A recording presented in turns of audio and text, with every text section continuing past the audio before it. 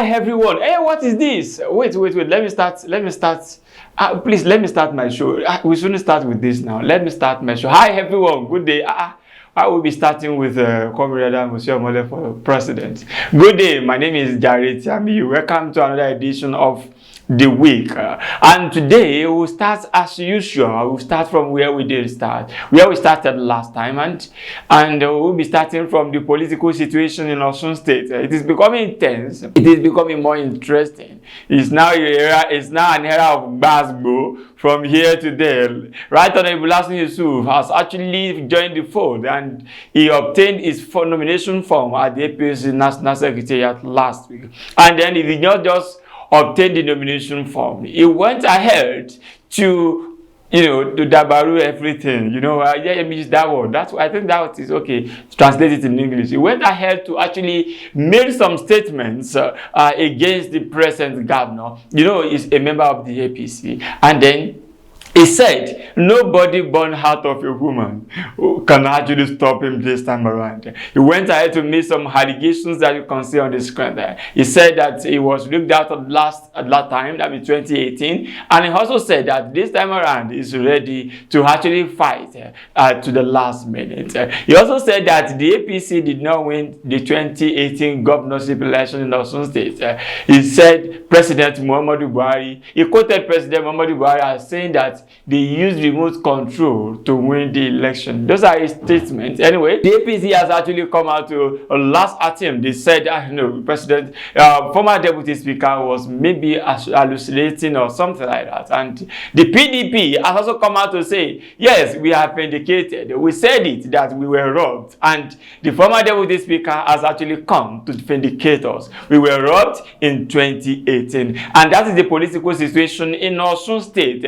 We'll continue to see as days goes by. 2022 governorship election is going to be very interesting because of the dynamics within the political parties. It's not going to be like the APC versus PDP. No, the most important thing is the intra-party politics that is actually coming up. You remember that last week, this picture also came out with some people suspecting that this person may be the nephew of former governorship candidate of the PDP, Senator Aleke. So they are saying that this man is likely to be his nephew, that is Mr. Bamidele Adeleke. You remember that man, that party agent in the 2018, he was that focal. Then, are we saying that is it going to be that in the PDP? Why the APC, the top, Lasun and Boyega, the Relua group, are actually ready to fight to finish? It's going to be a very interesting one. But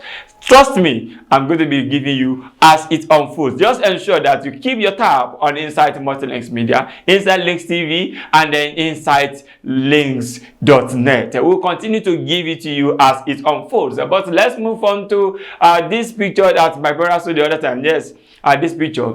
There is nothing that cannot happen in politics. 2023 is getting more interesting and interesting. Also in Lagos, the Lagos for Lagos group, they have actually moved to the PDP. They were received by the former Senate President and former Governor of Kwara State, Dr. Abubakar Bukola Saraki, and he received them in Lagos. You know that group that was fighting the caucus of Asiwaju Bola Ahmed Tinubu, and actually they were unable to have their ways at the congresses, even though they said they had congresses. But I wonder why, if you said that you had congresses that is genuine, you had congresses that is legal, why are you leaving the party if you know that you are the legitimate leadership of the party in Lagos? But they have actually moved to the People's Democratic Party. We'll see what is going to happen in Lagos. Are they actually ready to fight to finish with Bola Ahmed Tinubu? We'll see what will happen at that. And then, still in Lagos, this one is a very sad experience. And the 12-year-old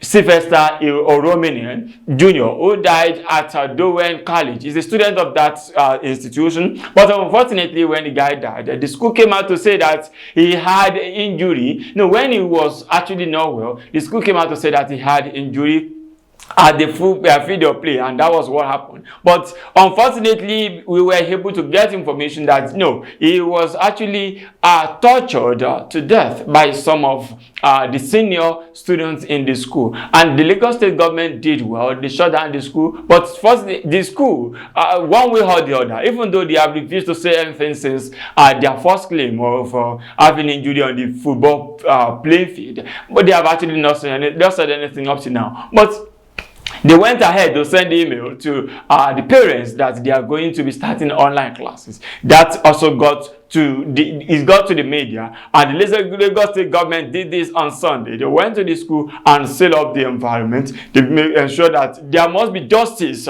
for this boy. It's a very young boy, a talented boy for that matter, and he has been killed by some negligence of some people. You know, this is a boarding school. Why will some people will now become bullied? You know, they are bullying everybody around just because they are seniors.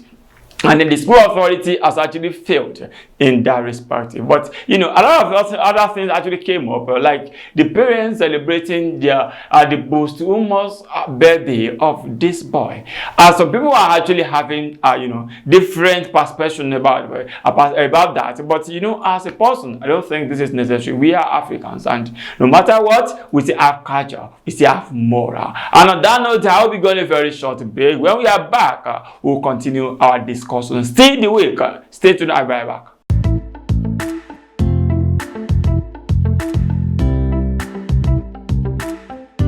I was built to be the best. Day by day, governance is becoming more meaningful in Osun as dividends of democracy are delivered to the people's doorsteps. Governor Isiaka Adegboyega Oyetola has continued to put smiles on the faces of old and young. Active civil servants now receive new minimum wage, while pensioners also smile to bank at end of every month. Artisans and market women now praise the governor. Osun is now witnessing a holistic development in education, healthcare, economy, agriculture, and tourism.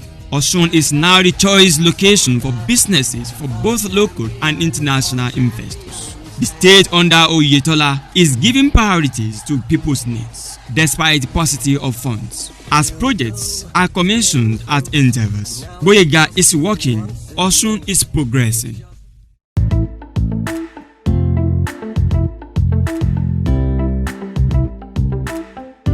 I come back from that very short break.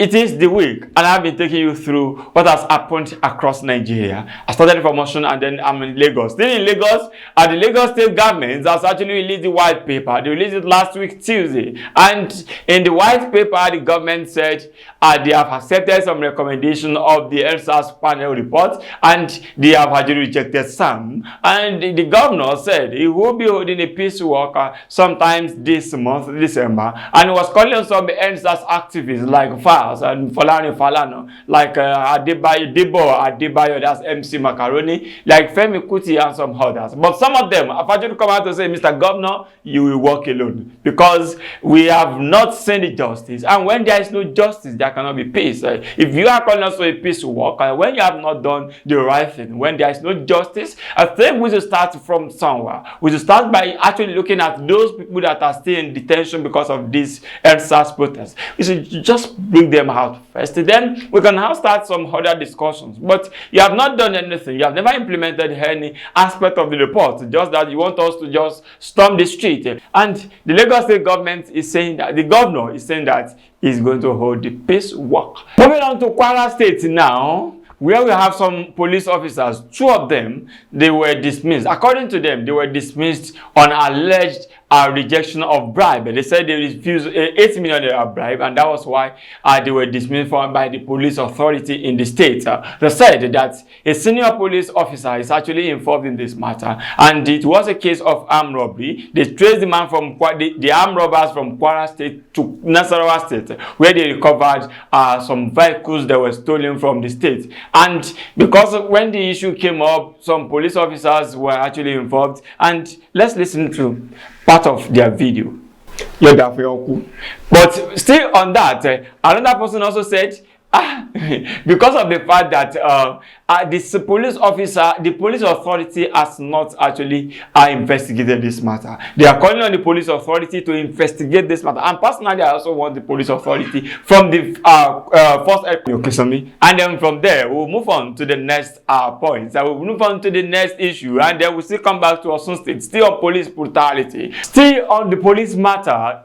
In Osun State, the last week, police officer identified as Sergeant Moses Samuel actually killed one man. Is a truck driver, according to those people that actually drill borehole in Osun State, and it happened at around a typhoon in Osogbo. This is happening just 2 weeks after we had that kind of scenario at Ilesha garage area of Osogbo. And if we continue to have this kind of thing, it means that the police in Osun State have not learned from the EndSARS protest that happened last year. You could remember that the spontaneous protest started in Osun when some SARS officers pursued one Idris ran on a babono. The guy actually died last year, and that was what led to the protest. Started here for some days. The people of Osun were protesting against those SARS officers, and then it became a national issue. Even though the EndSARS has been on ground for several years, but it was just a social media campaign then. But it became a real campaign last year. And if we are still having this, please bring the CP. The CP, sir, I think we have to talk about this matter. And you know, this matter is becoming so often. You could remember that sometimes this year, around August, we had, around July, a man was actually killed at Ring Road area of Osogbo, which means in the last 4 months we've having like 4 cases of these police killing people extrajudicially in Osun State. Is this how we will continue? Is this what? Please, the men under your command, the men under your watch, actually need reorientation, and I think you have to read the Riot Act to them. The state governor must actually have a meeting with the headship of the police in Osun State. And before I sign out today, I would like to talk about the issue that I brought up last week, and it has to do with the girl that was allegedly raped by her father in Osun. I think the matter, I got a tip of that the man has become a free man. Then some people are saying that the girl is having some mental issues, and that was why they released the man. No, wait. If she's having mental issue, have you actually carried out any mental test on her before you just conclude? Or is this another way to cover up atrocities of some people by some power that be? You know, I said the other time that there are some community pressures on people, but this one, I've actually spoken with the police at the NSA PRO, Mr. Daniel Adigun, and he told us that the matter is still under investigation, even though I'm not actually comfortable with that. And I told him that I'm not comfortable. If we say the matter is still under investigation, you've released the suspect. The suspect is now a free man, and you are still investigating this matter. What kind of investigation are we talking about? Is it when he has opportunity to influence this investigation because he can just move around and don't just do whatever he wants with the people that you are investigating? I think this matter will need more serious attention if we want to actually fight gender-based violence, and this as part of the 16 days of activism against gender-based violence. We'll continue to keep our tab on this matter, and I want to tell you, just rest assured, we'll dig this matter and we'll ensure we get to the root of it. And on that note, I want to say thank you for being part of the show today. It is Just Jare, and see you some other time. Bye for now.